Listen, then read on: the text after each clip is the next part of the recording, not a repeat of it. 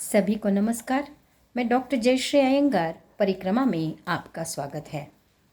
छोटू, मेरे लिए एक गिलास पानी ला दोगे? मम्मा, आप नहीं ले सकती हैं, मेरे को स्कूल के लिए देर हो रही है। या फिर गुड़िया, तू कहाँ जा रही है? इतनी देर से इतनी देर रात तुम कहाँ जा रही हो? मम्मा, ये मेरा प्राइवेट प्रश्न है, ये मेरा निजी जीवन है। मैं अपना जीवन अपने तरीके से जीना चाहती हूँ, आप बीच में रोड़ा मत अटकाइए। या फिर अगर पिताजी ने पूछा कि कल ही तो मैंने तुम्हें रुपये दिए थे, कहाँ पर है वो?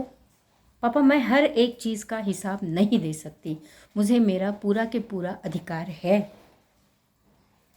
ये इस तरह की बातें आजकल आम तौर पर हर एक घर में सुनाई देती है और इसको कहा जाता है स्वतंत्रता, स्पेस, और कहा जाता है कि हमें जीने का अधिकार है, हमें आपको कोई प्रश्न पूछने का अधिकार नहीं है।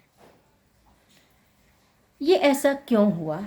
सही है, परिवर्तन संसार का नियम है और उस परिवर्तन के अनुसार जैसे जैसे पाश्चात्य संस्कृति का प्रभाव भारतीय संस्कृति पर पड़ने लगा तो ये बदलाव उसमें दिखाई देने लगा। आमतौर पर ये बात सबके मन में घर कर चुकी है और ये सही भी है, क्योंकि आजकल महिलाएं, लड़कियां कहिए, ये पूरी की पूरी स्वतंत्र हो चुकी है। किस दृष्टि से? कि वह आर्थिक दृष्टि से संपूर्ण रीति से स्वतंत्र है। वह खुद अपना रुपया कमाती है, अपना जीवन यापन करने की ताकत उसमें आ गई है। और शायद यही कारण हो रहा है कि परिवार में इस तरह के मनमुटाव, इस तरह के वार्तालाप, इस तरह की बातें हो रही है। पाश्चात्यों का अंधानुकरण करना ये भारतीय संस्कृति की, या कहिए भारतीय संस्कृति में एक बात बन चुकी है। छोटे से छोटा बच्चा भी चाहता है कि उसे स्पेस चाहिए।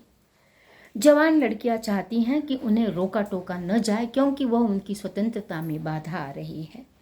हाँ, पर उनकी ये इच्छा रहती है कि माता पिता उनकी मांगों को पूरा करें, लेकिन माता पिता की जो इच्छाएं वो पूरी न करें, क्योंकि उन्हें लगता है कि आप एक्सपेक्ट कर रही हैं। You don't expect it, you are expecting too much. This is my life. I want to lead it. I know how to do it. Too much of interference of parents. You are too protective. इस तरह की बातें जो हैं आजकल के युवा पीढ़ी के मुख से हमें सुनाई देती है। युवा पीढ़ी ही क्यों, अगर मैं तो ये कहूँगी कि इवन चौथी पांचवी कक्षा का छात्र भी इन बातों को दोहराता हुआ नजर आ रहा है। तो मेरा मानना ये है कि क्या ये पहले था नहीं ना, क्योंकि मैं जिस ज़माने की बात कर रही हूँ या मैंने जो दिन देखे हैं वहाँ पर माता पिता का वाक्य वेद वाक्य हुआ करता था और हमें पूरा विश्वास था कि माता पिता जो भी करेंगे वो मेरी अच्छाई के लिए ही करेंगे और वे कभी मेरा बुरा सोच ही नहीं सकते हैं। सही है, ऐसा नहीं था कि उस ज़माने में किसी ने माता पिता की बात न सुनी हो। ऐसा नहीं था कि हर कोई बालक श्रवण कुमार ही था। वहाँ पर भी एक आधा दूसरा इस तरह का वार्तालाप होता होगा, लेकिन इस हद तक नहीं कि माता पिता को बच्चों के जीवन से हटा ही दिया जा सकता था और ये कहा जा रहा है कि आपको ये पूछने का कोई अधिकार नहीं है। जैसे कि पाश्चात्य संस्कृति में 18 साल के बाद बच्चों पर कोई निर्बंध नहीं होता है और माता पिता का उन पर कोई भी क्या कहते हैं अधिकार नहीं है। वही बात यहाँ पर लागू हो जा रही है और इसी का अनुकरण आजकल के युवा वर्ग करते नजर आते हैं। युवा वर्ग ही क्यों, विवाहित पुरुष, विवाहित लड़के, विवाहित लड़कियां इसी बात पर चल रही हैं। जो उन्हें लगता है वही वे करेंगे। उन्हें घर परिवार में बुजुर्ग लोगों की बातों की ओर ध्यान देना चाहिए। ये उन्हें लगता है कि ये उनकी स्वतंत्रता में बाधा आ रही है।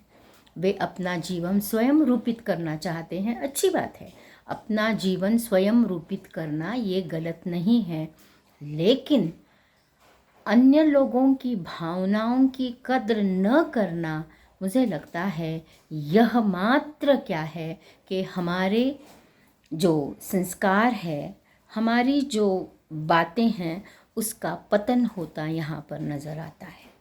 आप कहोगे इसका मतलब ये है कि आज की पूरी पीढ़ी अधपतन की ओर जा रही है ना, मैं तो ये नहीं कहूँगी, लेकिन एक तरह से अनुशासित जीवन जीना और छोटे बड़े बुजुर्ग इनकी बातों में क्या सही है क्या गलत है, इसका विचार करना आज की युवा पीढ़ी के लिए बहुत आवश्यक है।